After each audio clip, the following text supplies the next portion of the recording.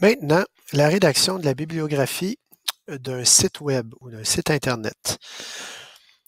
Nom de l'auteur en majuscule comme d'habitude, suivi du prénom en minuscule.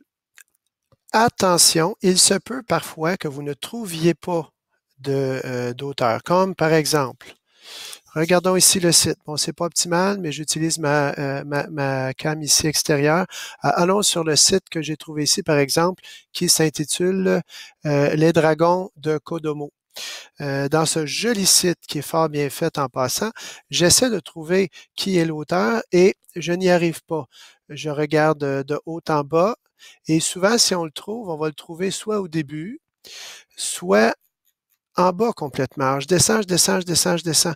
Dragon de Komodo, là, il n'y a absolument rien sur cette page qui m'indique qui en est l'auteur. Souvent, on va le trouver dans le bas quand on fait dérouler jusqu'en bas. Donc, je ne le trouve pas, alors j'écrirai auteur non trouvé ou non répertorié.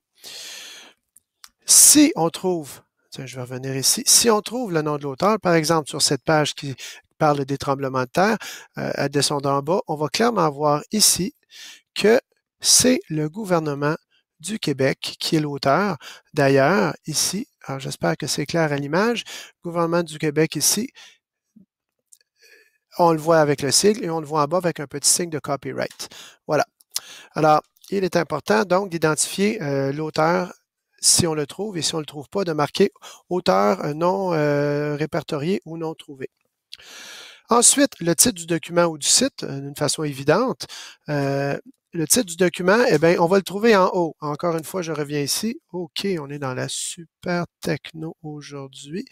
Le titre ici, c'est assez évident. Tremblement de terre. Urgence Québec. Alors moi, je marquerais tremblement de terre. Et si je vais ici sur ce site, le Dragon de Kodomo, eh bien le titre, c'est tout simplement le Dragon de Kodomo. C'est ce que j'ai pu trouver là en tapant sur le moteur de recherche. On l'a ici, donc le tout début ici, voilà.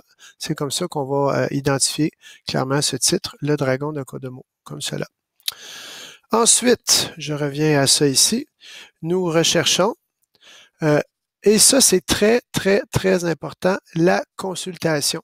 2 points, suivi de la date. On n'écrit pas le mot date, mais on écrit la date de la consultation. Et ici, c'est entre crochets dans le modèle qui a été adopté à la Polyvalente Sainte-Thérèse. C'est super important parce que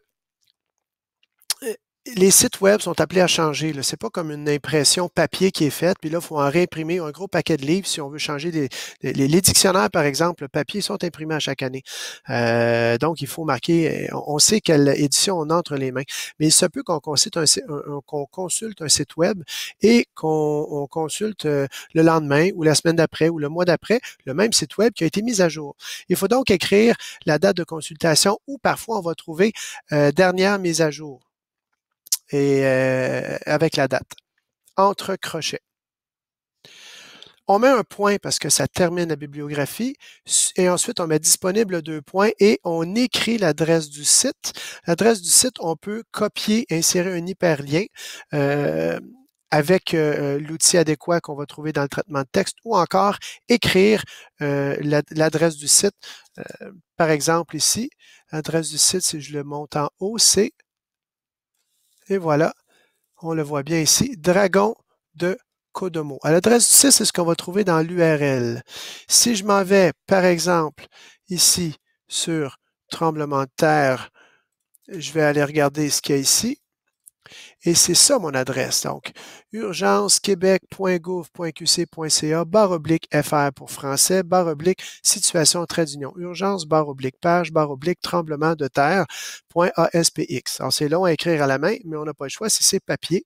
Sinon, on fait un copier-coller de ce lien sur le travail, idéalement avec un hyperlien pour que la personne qui consulte notre document électronique puisse y accéder directement.